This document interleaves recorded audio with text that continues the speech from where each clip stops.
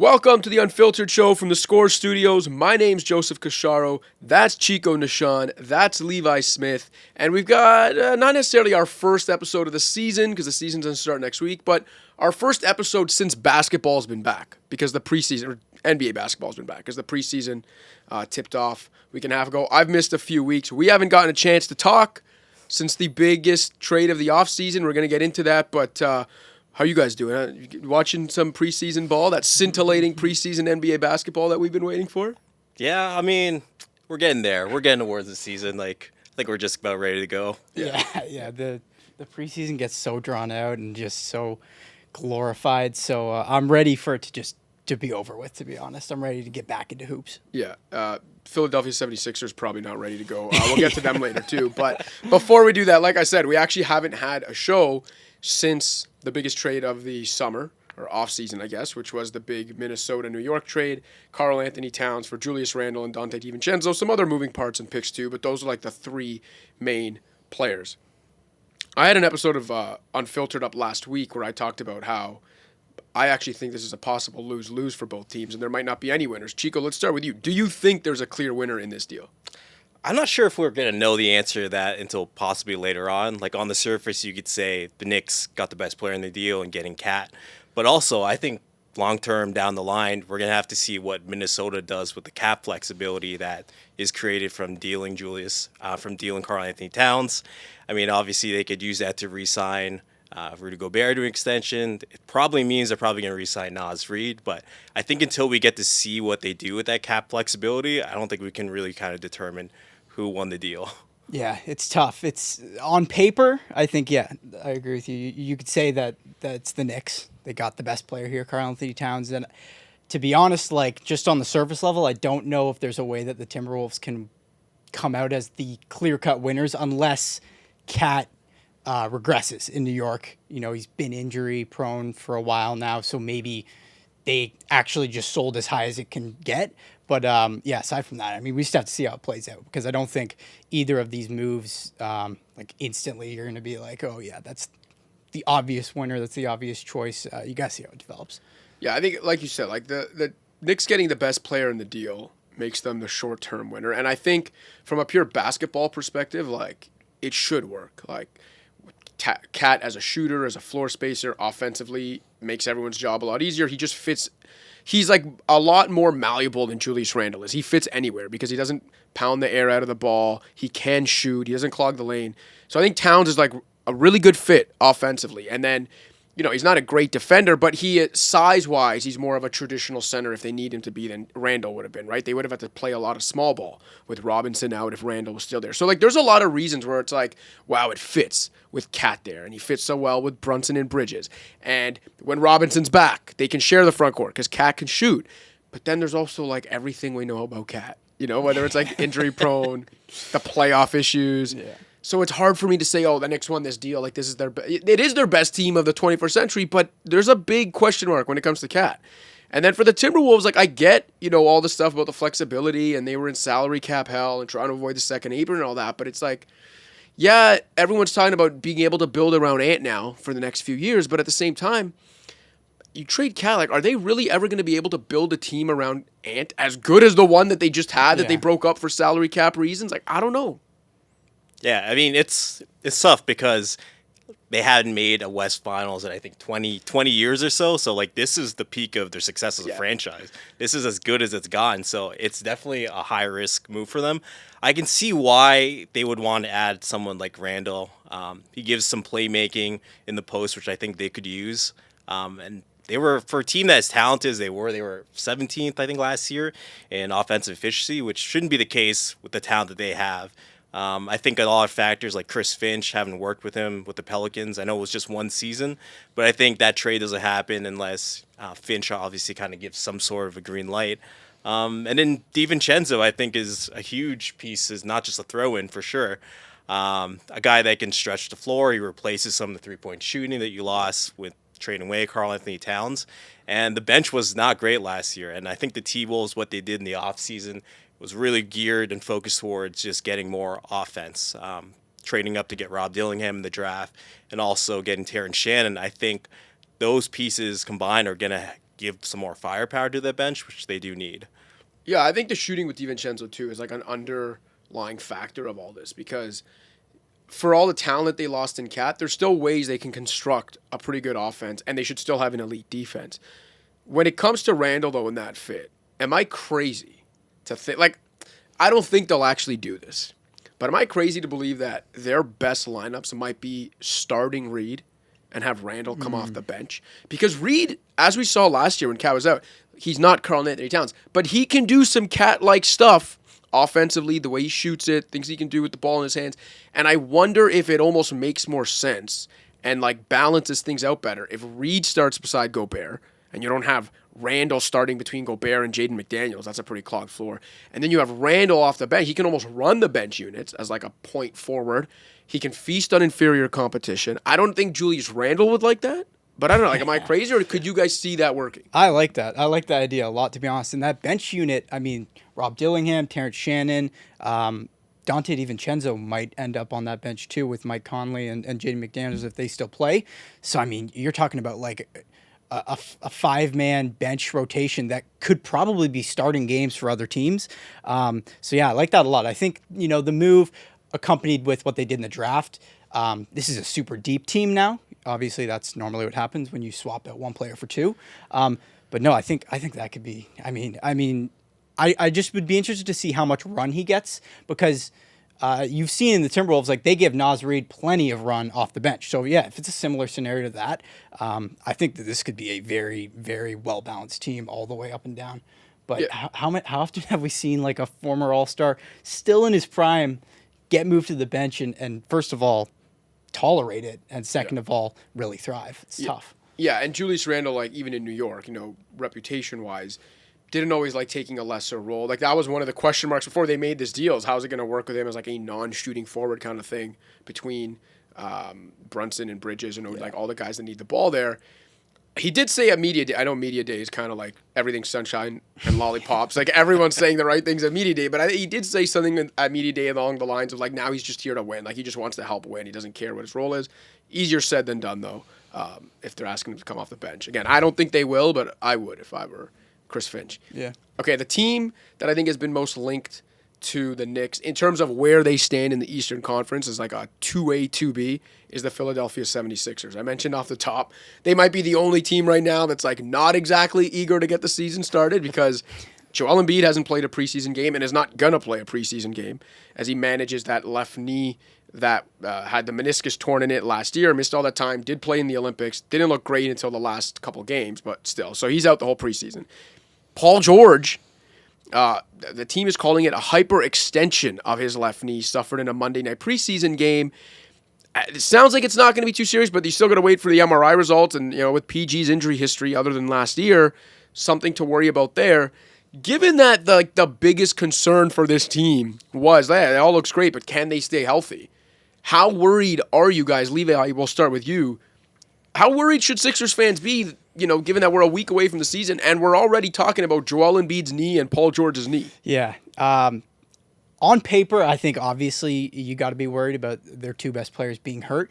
But I will commend the Sixers and what they're doing, especially this season. And honestly, Joel Embiid too, because he's taking a lot of precautions to try and be healthy. And what they're trying to do there is kind of imitate what the Toronto Raptors did when they went on their championship run. Obviously, load management with Kawhi. He missed a bunch of games. And they're taking concerted efforts to do that with Joel Embiid. I think he said he's going to be wearing a knee brace. He tried to drop some weight. So he's doing a lot of things to prioritize his health, and obviously the back-to-backs, which we can get to as well. But my biggest concern, obviously, is especially with Paul George now hurt, do they have a roster anywhere near what the Raptors had without Kawhi? Because that team, I think, went 17-5 without him. They were second in the East the season after when he left. And I just don't think the Sixers really have the pieces to have a team that can be just as good without Joel Embiid as they are with him, the way that Kawhi was. And yeah, obviously, like, when your second best player is also one who's very injury prone in Paul George, it doesn't help at all. You know, they don't have the guys like Marc Gasol and Serge Ibaka and Danny Green and stuff. So I like drawing that comparison, but I don't think that they're exactly there. So I think they're taking the efforts, but I think there's still some concern for sure. Yeah, I think getting getting, like you talked about the bench pieces, I think getting Andre Drummond is a big part to have that backup center, that insurance. And a few years ago, they had Drummond work as that kind of backup center who would start if Embiid wasn't playing. And that worked out pretty well for them. I think probably one of the better backup centers they've had to kind of help manage Embiid's minutes. But they're going to need some guys to step up. Jared McCain, a rookie, three-point shooter from Duke. I think he's had a pretty decent preseason so far. I think they're going to need to see something from him. But I think when Joel Embiid, I think he would said that he doesn't think he'll be playing back-to-backs for the rest of his career, not just this season. Ever again. I think for me that kind of has to raise a bit of a concern, the fact that he's already thinking that far down the line. And I know obviously the Raptors had success with load management, but even Kawhi hasn't had success with load management ever since. You know, he's had injuries that he's dealt with the Clippers, and they've done everything they could to try to accommodate him throughout the regular season. And again, we saw in the postseason, he just wasn't able to, as much as all the precautions they took. Again, the injury bug struck him again at the worst time. So I think the fact that Embiid's already kind of considering that, like, I don't think I'm going to be playing back-to-backs for the rest of my career, I think it has to be a little bit concerning for sure. I think it's a bit weirder that Embiid's the one being upfront about all of this management of his playing and stuff. Like, he's the one coming out and talking about it more so than the staff is kind of behind the scenes, like the Raptors did with Kawhi. He wasn't really out there talking, saying, "Oh, I'm going to miss a bunch of games." Yeah, so I think that's more concerning. Yeah, listen, I think the silver lining to me is that they have all these guys, and like we haven't touched on Tyrese Maxey, right? Like that's a big. Not that I'm saying Tyrese Maxey can carry a team by himself, but he's an all-star guard. Like pretty good if that guy is your second or third option. Coming into the year, and one of the reasons I liked Philly so much and still do is that I looked at it as like, okay, Paul George being there means that Paul George and Joel Embiid should each have like lesser loads, like lesser burdens on their shoulders, and that in turn should keep both of them fresher and healthier. And even if Joel Embiid doesn't play back-to-backs, well, you still have Tyrese Maxey and Paul George. And if Paul George is out, you still have Tyrese Maxey and Joel Embiid, which is already one of the top duos in the league. And so it's like more interchangeable. There's more insurance there. But that's contingent on like two of those three guys being in the, you know what I mean? It's like, oh, one's not in there. You still have the other 2/3 of the big three. If two of those three guys are already banged up and talking about potentially not playing back-to-backs or what have you, a week before the season starts, yeah, I'm concerned. Like, the whole thing with them is, look at Joel Embiid's playoff track record compared to his regular season track record. And his excuse for that will be, well, I've never been healthy in the playoffs. It's not just that I'm not playing well, I've never been healthy. It's hard for us to believe this will finally be the year you'll be healthy in April when you're not healthy in October. And same thing with Paul George. Like, he played 74 games last year, but his 4 or 5 years before that, I think he missed like 120 games or something. So, yeah, this is very concerning for a team that, for as good as they are, isn't the deepest and has some major competition in the East. Like, whether it's the Knicks just fighting for that 2 spot, or we know Boston is the defending champions and best team in the league. Like, Philly can't afford this kind of medical uncertainty. Yeah. And looks like they're going to be starting the season with it. So pretty concerning stuff. Yeah. All right. We saw this past weekend the Hall of Fame inductions for this year. The 2024 class included guys like Vince Carter, Chauncey Billups, Michael Cooper. Usually you can look forward every year and be like, okay, here's the guys that are eligible next year. Who gets in, who doesn't?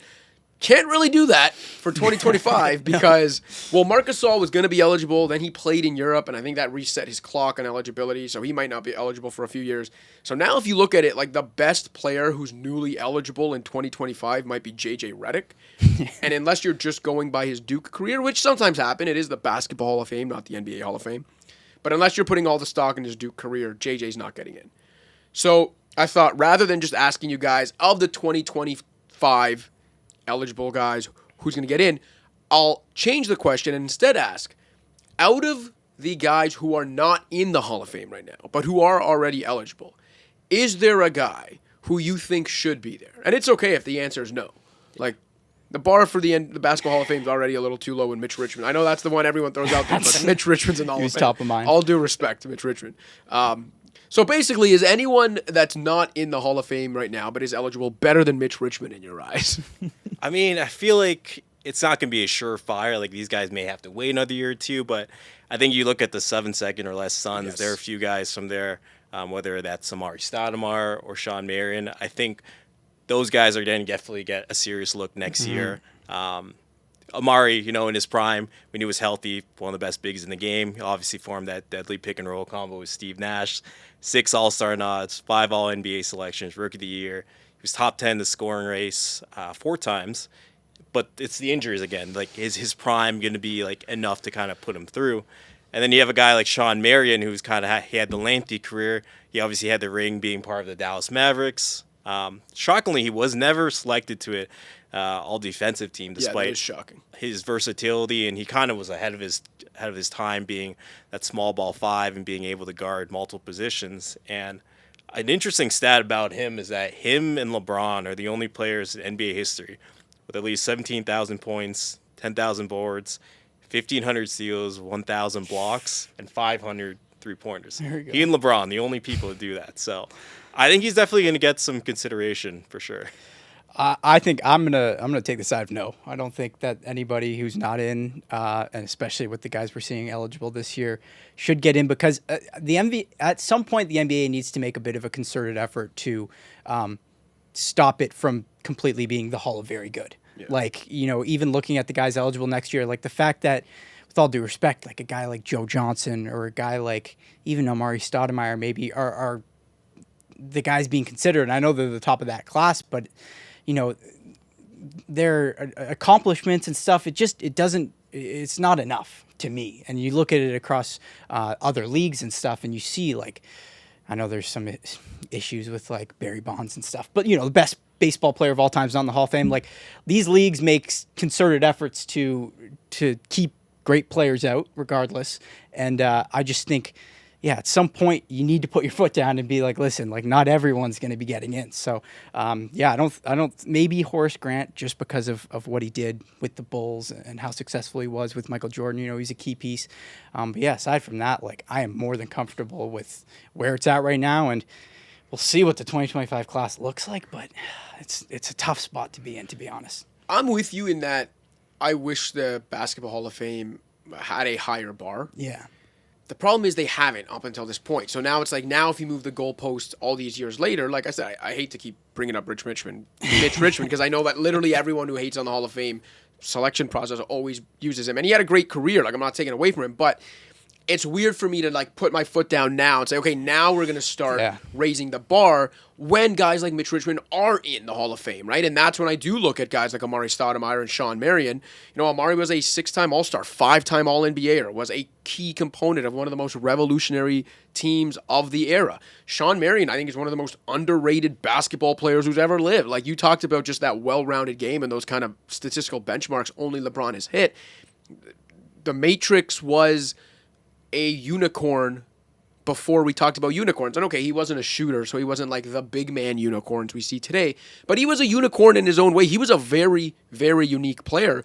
And I'm not saying these all-encompassing stats tell us everything, but he is the win shares leader among eligible non-Hall of Famers. So guys who are eligible to be in right now who aren't actually in, no one has more win shares than Sean Marion. What he did on both sides of the ball, again, for one of the most revolutionary teams of the generation, then winning a title in Dallas, I think he deserves a look.